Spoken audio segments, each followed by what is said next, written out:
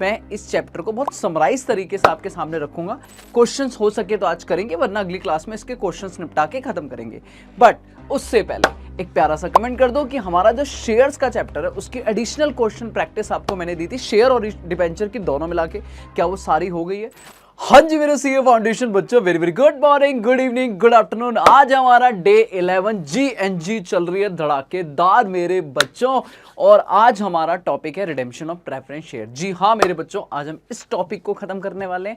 अपने स्टूडेंट्स को थोड़ा डर लगता है इस टॉपिक में, पर हम इसमें मचाने वाले हैं। ठीक है, अब तक हमने इशू ऑफ शेयर्स खत्म कर दिया, रिडेम्पशन ऑफ प्रेफरेंस शेयर और इशू ऑफ डिबेंचर भी खत्म कर दिया। अब करेंगे रिडेम्पशन ऑफ प्रेफरेंस शेयर, उसके बाद बोनस और फिर redemption of debenture. Company account 25 out of 25। चलो जी, अब आज मैं इस चैप्टर को बहुत समराइज तरीके से आपके सामने रखूंगा। क्वेश्चंस हो सके तो आज करेंगे, वरना अगली क्लास में इसके क्वेश्चंस निपटा के खत्म करेंगे।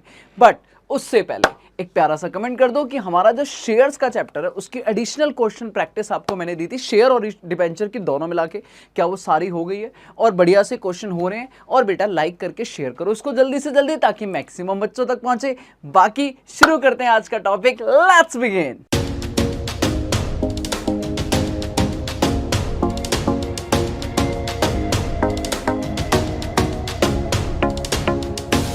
हाँ जी मेरे बच्चे, तो स्टार्ट करते हैं रिडेम्पशन ऑफ प्रेफरेंस शेयर पे। देखो, अगर मैं कहानी शुरू करूं तो ब्लैंक पेज लेता हूं, वहां से आपको कहानी शुरू करता हूं, आराम से देखना कि सर जी अगर चैप्टर के नाम से बात करें तो चैप्टर का नाम है redemption of preference share. Sir सबसे पहली बात होती है प्रेफरेंस शेयर क्या होता है। आपको कंपनी के बारे में मैंने कई बार बातें करी हैं। अगर कंपनी को पैसे चाहिए, फंडिंग चाहिए, वो पैसा दो लोगों से उठाती है, पहला ओनर, दूसरा आउटसाइडर। और ओनर में जब वो पैसा लेती है तो डायरेक्टली नहीं लेती है, शेयर इशू करती है। अब शेयर दो तरीके के होते हैं, एक इक्विटी शेयर और एक होते हैं प्रेफरेंस शेयर, जो इस चैप्टर में हम बात करने वाले हैं।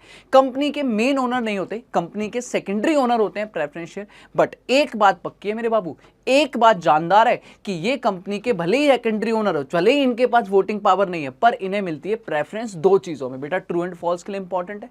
एक तो कल को अगर कंपनी डिविडेंड देगी, प्रॉफिट में हिस्सा देगी, तो बेटा इन्हें डिविडेंड पहले मिलेगा, इन्हें प्रॉफिट में मालिकों इक्विटी से पहले पैसा मिलेगा। और कल को डिविडेंड के अलावा कंपनी वाइंडिंग अप हो रही है, पैसा वापस हो रहा है कैपिटल का, तो मालिकों में पहले इनका पैसा वापस होगा। तो प्रेफरेंस शेयर कंपनी के सेकेंडरी ओनर होते हैं और इनके पास कुछ प्रायोरिटीज होती हैं। ठीक है जी, क्या आज हम प्रेफरेंस शेयर को इशू करने वाले हैं? नहीं सर, इशू की अकाउंटिंग तो सेम होती है जो इक्विटी और प्रेफरेंस हम पढ़ चुके हैं। आज हम इनको पैसा वापस करने वाले हैं। आज इनका जो पैसा हमने लिया था वो रीपे रिडेम्पशन करने वाले हैं बाबू। तो जब हम रिडेम्पशन करेंगे तो वहां पे एक सेक्शन आता है, सेक्शन 55। आराम से सुनना, थ्योरी बातें कर लेते हैं थोड़ी सी। सेक्शन 55 कहता है कि इंडिया में, बाबू सोना मेरा बच्चा, इंडिया में आप इररिडीमेबल प्रेफरेंस शेयर इशू नहीं कर सकते।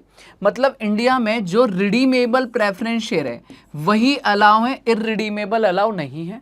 और इतना ही नहीं मेरे बच्चे, आपका जो रिडेम्पशन पीरियड होना चाहिए कि आपने अगर पैसा उठाया तो आप मैक्सिमम कितने टाइम में पैसा वापस कर सकते हो। बेटा जो रिडेम्पशन पीरियड होगा वो मैक्स टू मैक्स कितना हो सकता है बाबू, जल्दी बताओ। एमसीक्यू ट्रू एंड फॉल्स के लिए इंपॉर्टेंट है।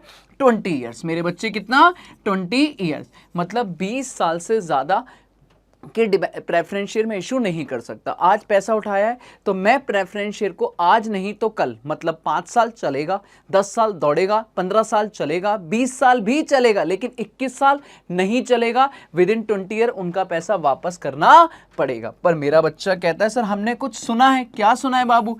इस कॉन्सेप्ट की एक एक्सेप्शन है कि अगर आपने पैसा उठाया है किसी भी इंफ्रास्ट्रक्चर प्रोजेक्ट के लिए, बेटा किसी भी इंफ्रास्ट्रक्चर प्रोजेक्ट के लिए, तो उस केस में मेरे बच्चे, भाई हाईवे बना रहा हूं, डैम बना रहा हूं, कोई हाउसिंग प्रोजेक्ट बना रहा हूं, लंबे बड़े प्रोजेक्ट हैं, टाइम लगता है बाबू बनने में। अब 20 साल तो बनाते बनाते ही लग जाता है। सर जी हम कब रिकवरी करेंगे, कब हम पैसा वापस करेंगे? मालिक जी थोड़ा रहम खाओ, गवर्नमेंट जी, लॉ जी। तो कंपनीज एक्ट ने बोला अच्छा चलो जी, अगर आप इन प्रोजेक्ट के लिए पैसा उठाते हो तो आपका पीरियड 20 को काट के हम बढ़ा के कितना कर देंगे? 30 साल। ओहो हो। एक एक्सेप्शन है, लेकिन एक कंडीशन भी लगा दी बाबू। जहां आपको फायदा देंगे वहां थोड़ी सी कंडीशन तो होंगी।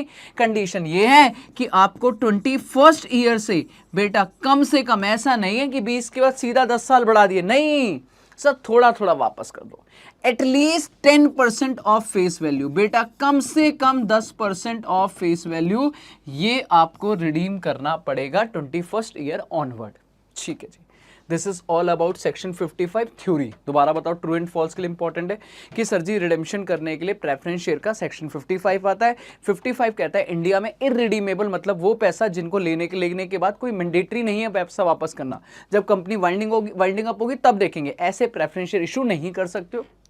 जो प्रेफरेंस शेयर इशू होंगे वो मस्ट भी रिडीमेबल होने चाहिए विद इन 20 ईयर, 20 साल से ज़्यादा का टाइम नहीं होना चाहिए।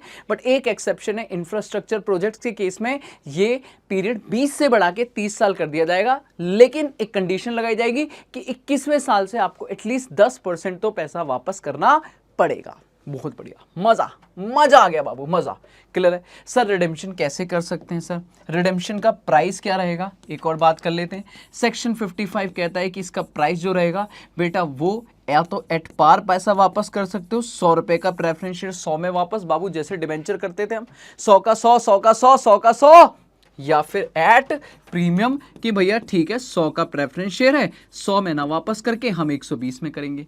तो 100 का 100 में वापस करोगे इक्वल टू फेस वैल्यू या फेस वैल्यू से ज्यादा, बेटा दोनों ऑप्शन है। डिस्काउंट सर, डिस्काउंट पर रिडेम्पशन नहीं होता है यार। देखो खुद ही बात सोचो कि आज मैंने किसी का पैसा 100 रुपए लिया और मैं कह रहा हूं मैं 10 साल बाद आपको 80 दूंगा, भाई दिमाग खराब है भाई, दिमाग खराब है मेरा भाई। 100 का 100 दे दे या 100 से ज्यादा दे दे, समझ आता है, कम देने वाली बात मत कर।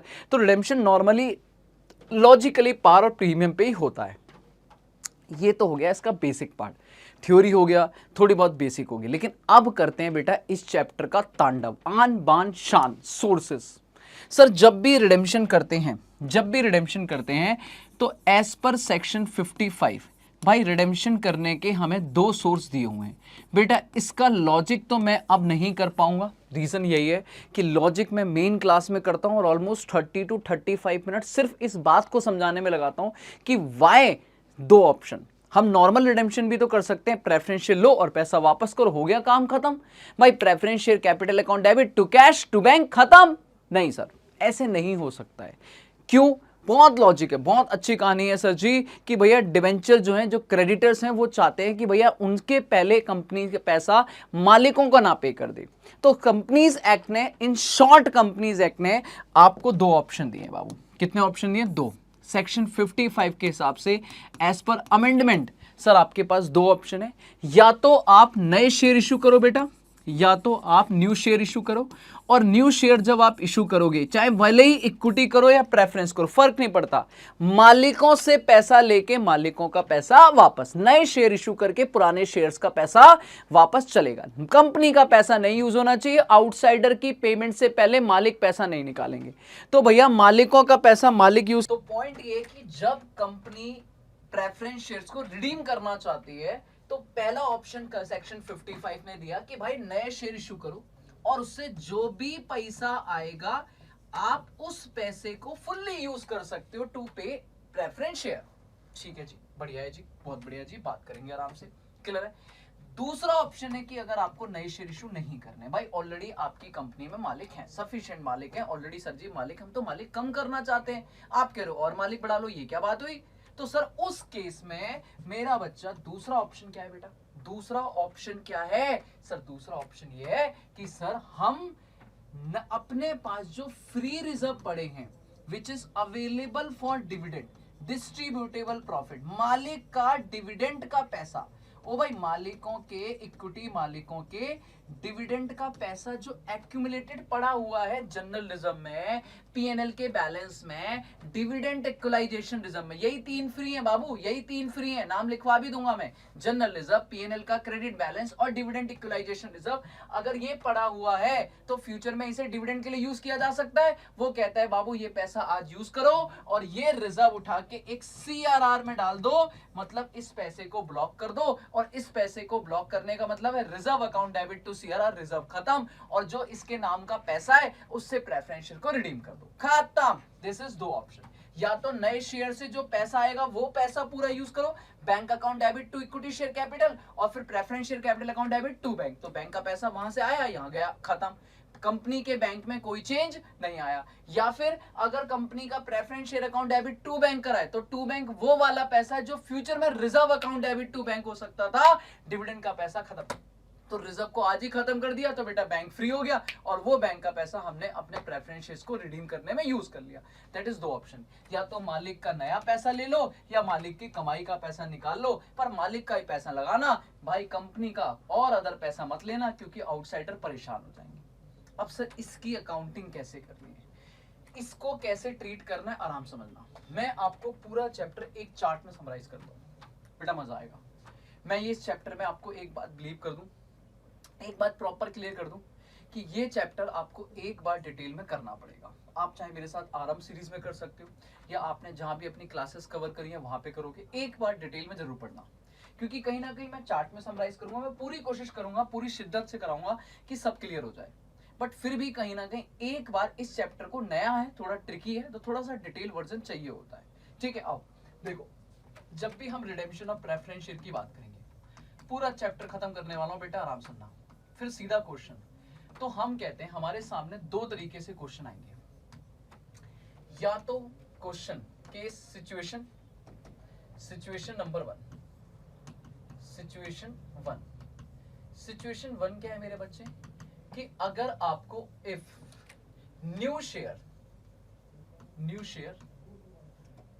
ऑलरेडी गिवन इन क्वेश्चन, कि आपको क्वेश्चन में ऑलरेडी बताया हुआ है कि कितने नए शेयर इशू करने हैं, कितने नए शेयर इशू करने हैं। मतलब सिंपल सी बात है, आपको ऑलरेडी पता है कि ऑप्शन 1 में कंपनी कह रही है भैया 20,000 शेयर प्रेफरेंस शेयर को रिडीम करना है और हम इक्विटी 15,000, हम equity 1.5 lakh equity share issue कर रहे हैं। मतलब क्वेश्चन में नंबर ऑफ इक्विटी शेयर या प्रेफरेंस शेयर नए वाले दिए हुए हैं। अच्छा, अगर दिए हैं तो बेटा आप क्या करोगे, और अगर सिचुएशन 2 बाबू 2 क्या है हमारी, 2 ये है कि भाई या तो नंबर ऑफ शेयर दिए होंगे, या सिचुएशन 2 इफ नंबर ऑफ, बेटा मैं तो थोड़ा एग्जाम ओरिएंटेड बात करूंगा, मजा आएगा, एक बार पेशेंटली सुनना। If number of new shares, कोई नामो निशान नहीं है, नॉट गिवन इन क्वेश्चन, कि भैया हम कितने क्वेश्चन में नए शेयर इशू कर रहे हैं ना ही बताया है, या लिखा है सफिशिएंट कर रहे हैं पर कितने ये नहीं पता, नॉट गिवन इन क्वेश्चन, तो कैसे होगा। तो दो ही सिचुएशन है, या तो शेयर की गिवन होंगे या शेयर नहीं गिवन होंगे। अच्छा, अब पॉइंट ये है मेरे बच्चे, अगर आप मुझसे कहते हो नंबर ऑफ शेयर गिवन है, तो आप सबसे पहले सॉल्यूशन के नाम पे बनाओगे वर्किंग नोट और आप निकालोगे, क्योंकि अगर आपको नंबर ऑफ शेयर दिए दैट मींस ऑप्शन 1 के 1 है। अब ऑप्शन 1 में आपको देखना है कि कितने शेयर से पैसा अरेंज हो गया, जो बाकी बचेगा पैसा वो हम सीआरआर बोले तो अपनी फ्री रिजर्व से निकालेंगे। तो उसकी एक छोटी सी वर्किंग करोगे कि पहले आप चेक करोगे face value of redeemable preference share. भले ही प्रेफरेंस शेयर प्रीमियम पे हो पर आपको कैपिटल का पैसा अरेंज कराना है, प्रीमियम का पैसा आपका अरेंज हो जाएगा, पहले कैपिटल का पैसा अरेंज होगा। कैपिटल का पैसा आप देखोगे कि कितना प्रेफरेंस शेयर रिडीम होने वाले हैं, minus face value of new share, जो भी क्वेश्चन में न्यू शेयर दिए वो देखो कि इतने से पैसा जाने वाला है, कैपिटल कम होने वाली, इतना पैसा आने वाला है, जो जरूरत पड़ी, अगर पड़ी, इफ एनी, अगर इसमें डिफरेंस आया तो बेटा ये अमाउंट ट्रांसफर किया जाएगा, कहां पे, ट्रांसफर टू सीआरआर। ओ, ये पैसा सीआरआर में जाएगा out of free reserve, out of free reserve. Sir question में फ्री रिजर्व की डिटेल नहीं दी है तो हम मान लेंगे बेटा पीएनएल अकाउंट से पैसा निकाल लेंगे, हमारे पास सफिशिएंट होगा। अगर नंबर ऑफ शेयर दिए हुए हैं तो हमें रिजर्व की कभी टेंशन मत लेना, रिजर्व में हमेशा पैसा सफिशिएंट होगा, क्योंकि क्वेश्चन आपको खुद कैलकुलेट करके बता रहा है, इसका मतलब कैलकुलेशन क्वेश्चन ने कर लिया बाबू, सीए साहब कैलकुलेशन हो चुकी है, आपको बस अपनी एक प्रेजेंटेशन निकालनी है कि कितना पैसा सीआरआर से निकालना है, और आपका रिजर्व के लिए भी, सॉरी प्रीमियम के लिए भी, प्रीमियम रिडेम्पशन है अगर क्वेश्चन में, उसके लिए भी पैसा रिजर्व में पड़ा होगा, ये मान के चलोगे अगर क्वेश्चन में नहीं भी बताया तो भी। ठीक है, पक्का, डन है, बढ़िया। इसमें जनरल एंट्री क्या क्या होंगी सर, आपको जनरल एंट्री क्या करनी होगी, ध्यान सुनना, फिर मैं उस कॉन्सेप्ट पे आता हूं। बेटा जैसे ही आपके यहां पर आ जाएंगे, आपको सबसे पहले एंट्री करनी पड़ेगी शेयर इशू करने की। नॉर्मली क्या, बैंक अकाउंट डेबिट, अगर लमसम है बेटा तो bank account debit to share application and allotment, बहुत बढ़िया। Number of share and multiply by issue price, बढ़िया जी बढ़िया। दूसरी एंट्री आपकी होगी बेटा क्या, शेयर एप्लीकेशन, मैं पूरा चैप्टर समराइज कर दूंगा बेटा, share application and allotment account debit. Of course 2 equity share या जो भी न्यू शेयर कैपिटल है वो आ जाएगी फेस वैल्यू, और अगर शेयर नए वाले प्रीमियम पे इशू है तो 2 सिक्योरिटी प्रीमियम रिजर्व अलग से यहाँ पर आ जाएगा। तो आपकी पहली 2 एंट्री शेयर इशू करने की हो गई। उसके बाद मेरा बच्चा क्या करेगा, मेरा बच्चा कहेगा सर जी एंट्री नंबर थर्ड सीआरआर बनाने की। जो भी फ्री रिजर्व क्वेश्चन में होंगे, नहीं लिखा है तो पीएनएल यूज कर लो, जनरल रिजर्व यूज कर लो, मुझे कोई दिक्कत नहीं है। Free reserve account debit to CRR, ये पैसा ब्लॉक कर दो। तो 2 एंट्री शेयर इशू करने की, 1 एंट्री सीआरआर बनाने की। भाई इतना करते ही सेक्शन 55 बंद हो गया। अब बेटा एंट्री नंबर 4 अपने प्रेफरेंस शेयर वापस लो। परसेंटेज बाबू अपने प्रेफरेंस शेयर कैपिटल वापस लेंगे तो percentage preference share capital account debit, जो भी उसकी फेस वैल्यू हमारा शेयर वापस करो।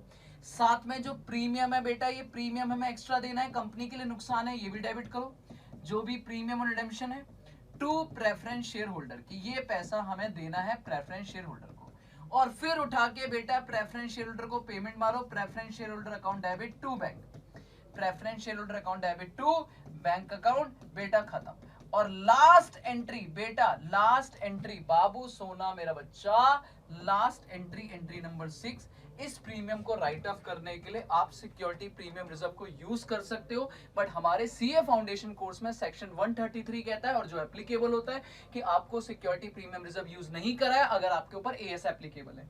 तो बाबू हमारे ऊपर है, तो हमारे ऊपर है, ये इंस्टीट्यूट ने लिखा हुआ है, तो बेटा इसका मतलब हमें सिर्फ और सिर्फ कहां से यूज होगा, फिर से free reserve account debit, free reserve account debit to premium on redemption, to premium on redemption, खत्म। बेटा इस पूरे कॉन्सेप्ट में मैं एक चीज क्लियर कर दूं, टोटल 6 एंट्री होने वाली है। 2 नए शेयर की, ये नए शेयर की, 1 एंट्री सीआरआर की, 2 आपकी रिडेम्पशन की, और 1 आपके प्रीमियम को राइट ऑफ करने की, 1 आपके प्रीमियम को राइट ऑफ करने की। एक्स्ट्रा एंट्री भी हो सकती है, मान लो कोई इन्वेस्टमेंट वगैरह बेच रहे हैं तो उसकी एक्स्ट्रा एंट्री हो सकती है पैसा वैसा के लिए। बट बाबू एक चीज याद रखना, ये एक वर्किंग है और ये एंट्री है, ये एंट्री और ज्यादा हो सकती है। कैसे, इन्वेस्टमेंट बेचने की करा सकता है, या क्वेश्चन हो सकता है जो इक्विटी शेयर या नए शेयर जो इशू करे वो इंस्टॉलमेंट में इशू करे, कोई टेंशन वाली बात नहीं है, क्लियर है।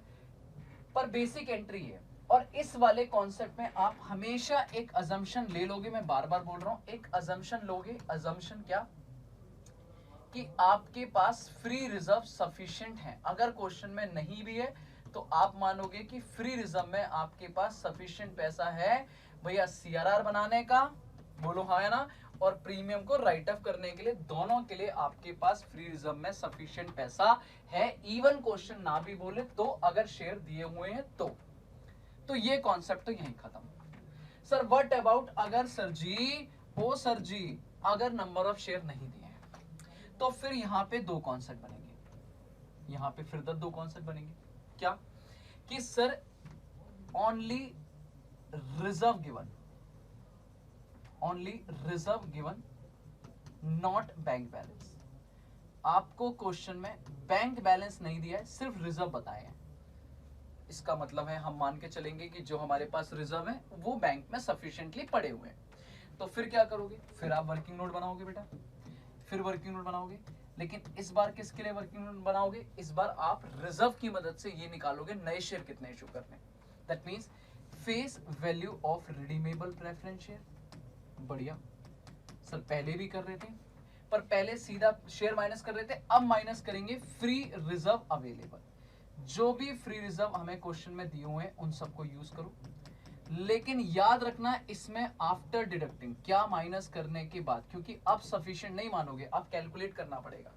आफ्टर डिडक्टिंग एनी लॉस, अगर कोई भी लॉस वगैरह है, कोई भी एनी प्रीमियम ऑन रिडेम्पशन है तो प्रीमियम का पहला पैसा अलग निकाल लो, प्रीमियम रिडेम्पशन। मतलब सारी एडजस्टमेंट करने के बाद बाबू आप रिजर्व यूज करोगे। दैट मींस इससे बन जाएगा सीआरआर, ये सीआरआर बनेगा। और जो एक्स्ट्रा बच गया कि भैया इतना अब हमारे पास नहीं है बाबू, उसके लिए आप कहोगे face value of new shares, ओ न्यू शेयर कैपिटल, और यही निकल जाएंगे number of new shares. Number of new share आप कहोगे बेटा जितनी भी face value of share capital है इसे डिवाइड कर दो फेस वैल्यू पर शेयर से, तो अपने आप नंबर ऑफ शेयर आ जाएंगे। ये अगर राउंडिंग ऑफ आते हैं तो एक शेयर ज्यादा आगे करके चलोगे, कम नहीं करोगे, कभी ज्यादा इशू करोगे। बाबू एंट्री क्या रहने वाली है? एंट्री बाबू एंट्री जनरल एंट्री रहने वाली है सेम एज बिफोर, जो पहले करी थी, मतलब ये वाली, ये सारी एंट्री यही रहने वाली है। एंट्री में कोई चेंज नहीं है बाबू। फिर से वही 2 शेयर इशू करने की एंट्री, जितना रिजर्व से पैसा निकाला है वो सीआरआर की, प्रेफरेंस शेयर वापस लेने की, पेमेंट करने की और प्रीमियम को राइट ऑफ करने की, जो भी रिजर्व जो प्रीमियम के लिए जिस रिजर्व में से पैसा निकाल के अलग करा है, पीएनएल से तो पीएनएल, जनरल रिजर्व से तो जनरल रिजर्व। खत्म। तो मेन तो यही 2 कॉन्सेप्ट है बेटा।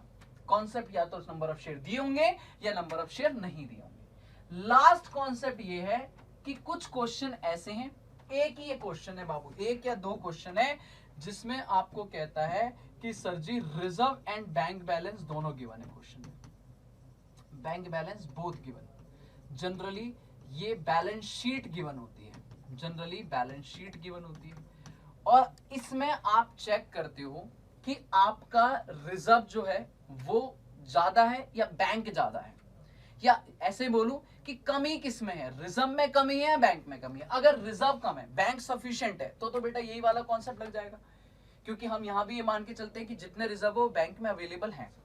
लेकिन अगर क्वेश्चन में इफ बैंक बैलेंस डेफिशिट, अगर आपके बैंक बैलेंस में कमी है, अगर आपके बैंक बैलेंस में कमी है, तो बेटा फिर आप कहोगे सर हम नंबर ऑफ शेयर इशू करेंगे इस बार बैंक बैलेंस के लिए। ओ जी हाँ, और वो कैसे निकलेगा?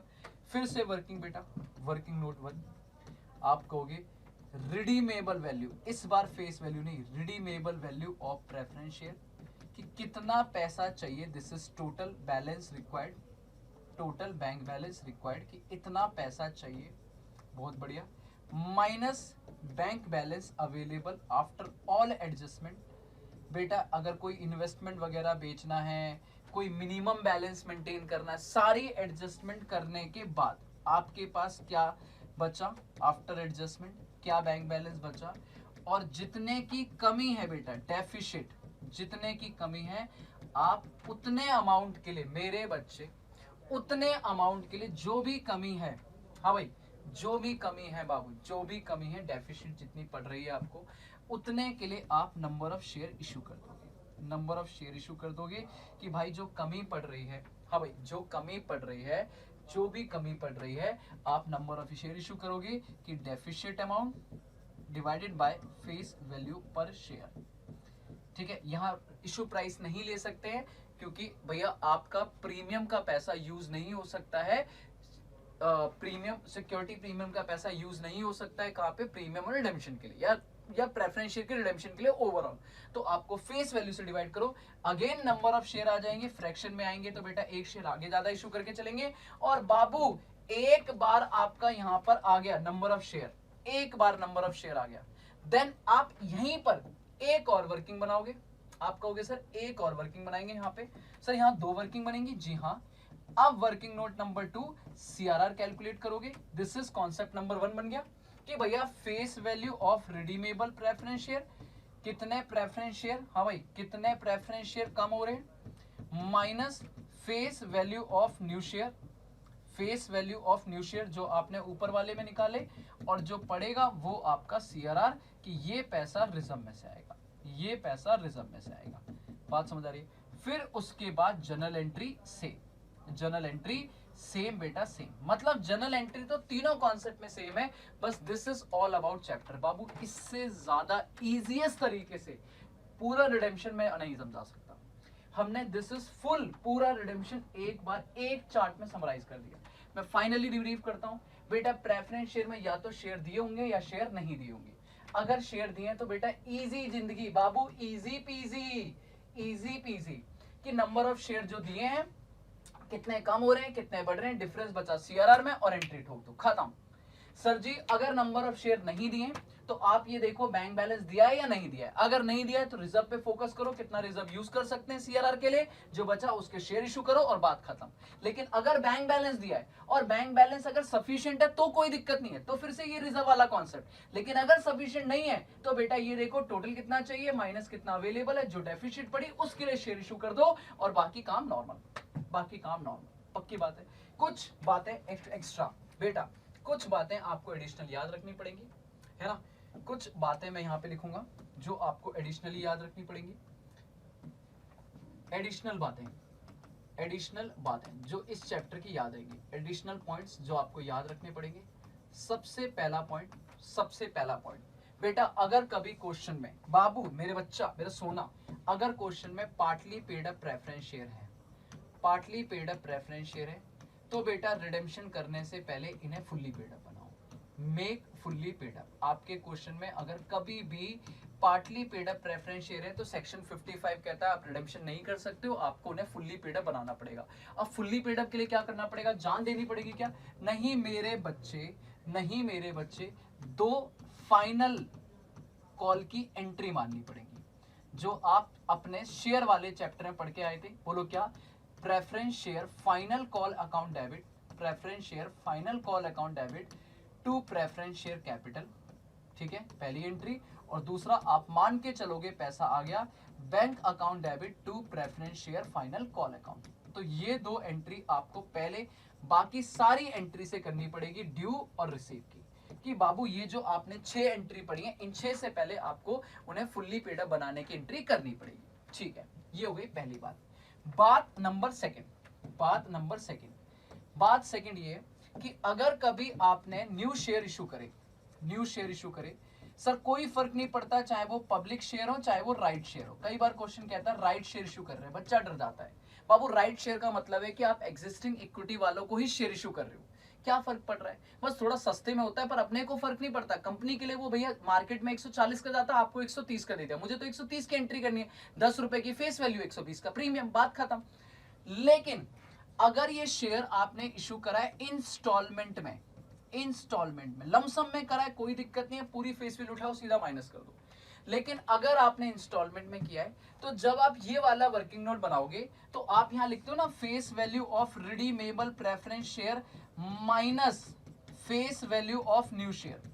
तो बेटा जब आप face value of new share minus करोगे तो ये जो फेस वैल्यू होनी चाहिए ये आपकी जितने भी नंबर ऑफ शेयर है मल्टीप्लाई बाय कॉल्ड अप होनी चाहिए टिल रिडेम्पशन, कि आपने रिडेम्पशन डेट तक, बाबू पूरी फेस वैल्यू नहीं, रिडेम्पशन डेट तक जितनी इंस्टॉलमेंट मंगा ली है। मान लो 100 रुपए का शेयर है, आपने 20 रुपए एप्लीकेशन, 40 रुपए अलॉटमेंट और 40 रुपए फाइनल कॉल है, पर रिडेम्पशन डेट तक आपने फाइनल कॉल नहीं मंगाई, तो इसका मतलब ये 60 से मल्टीप्लाई होगा, क्योंकि आपकी कैपिटल अब तक कितने से बढ़ी है, दैट इज कॉल्ड अप, बोले तो 60 रुपए से। तो ये बात ध्यान रखोगे, बस और क्या बताऊं। अगर तीसरी बात एक और है, कभी क्वेश्चन बोल देता है कि प्रेफरेंस शेयर को हम रिडीम कर रहे थे और हमें कुछ लोग नहीं मिल रहे हैं जिनके पास 500 शेयर हैं जो हमें फाइंड नहीं हो रहे, अननोन नहीं है, हमें मिल नहीं रहे, तो क्या करेंगे, क्या हम उनका रिडेम्पशन नहीं करेंगे, क्या हम उनकी कैलकुलेशन नहीं करेंगे, नहीं, सब कुछ करेंगे बाबू, सब कुछ करेंगे। बस जब हम बैंक की एंट्री पे करेंगे, पेमेंट एंट्री करेंगे, तो उसमें 500 शेयर को माइनस कर देंगे कि भाई इनका पैसा बैलेंस शीट में लायबिलिटी में शो होता रहेगा, अभी पे नहीं हुआ। इसका मतलब उनकी सारी कैलकुलेशन होगी, क्वेश्चन दिखाऊंगा मैं, बस 500 शेयर को छोड़ के बाकी कैलकुलेशन कर देंगे। This is all about preference share. Clear है। फ्री रिजर्व मैंने बता दिया बेटा, सर हमारा क्या क्या होता है, यहां पे ये चैप्टर ऑलमोस्ट खत्म हो जाता है।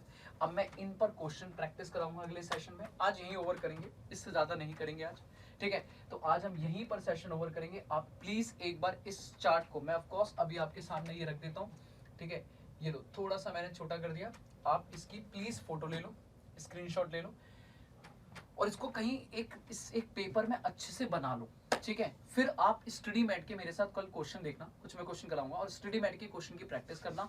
आपको लगेगा यार कितना सिंपल हो गया ये चैप्टर, हमारे को बस ये ढूंढना है कि क्या नंबर ऑफ शेयर दिए हैं या नहीं दिए हैं।